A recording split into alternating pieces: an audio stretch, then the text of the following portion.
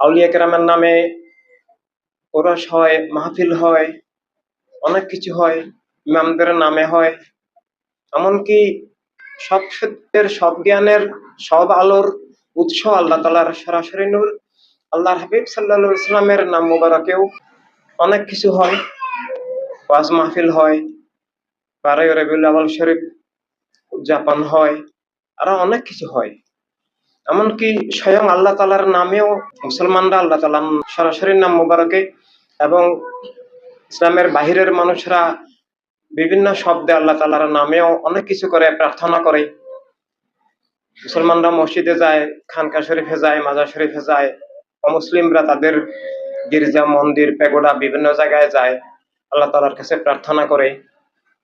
কিন্তু বাস্তবতা হলো এই যে মুসলিম অমুসলিম যারা ইসলামের দাবিদার, মুসলিম দাবিদার এবং যারা অন্য কোনো ভাবে আল্লাহর নামে সব রাসূলের মূল রাসূল আল্লাহর হাবিব সাল্লাল্লাহু আলাইহি সাল্লামের নাম মোবারকে কিংবা অন্যান্য অনেক ধর্মের লোক আছে যারা কোনো না কোনো নবীকে স্বীকার করে এবং নিজেদেরকে সেই নবীর উম্মত বা সেই নবীর ধর্ম বলে দাবি করে।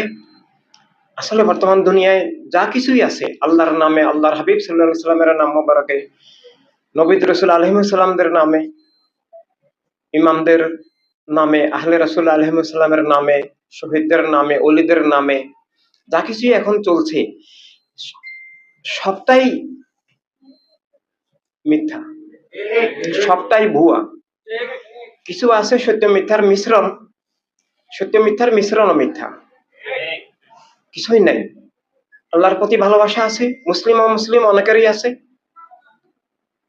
আল্লাহর হাবিব সাল্লাল্লাহু আলাইহি ওয়াসাল্লামের প্রতি ভালোবাসা মুসলমানদের তো অবশ্যই আছে এবং অসংখ্য অমুসলিমেরও শ্রদ্ধা ভালোবাসা আছে। যারা যে নবীর উম্মত দাবি করে সেই নবীর প্রতিও তাদের শ্রদ্ধা প্রদর্শন করে।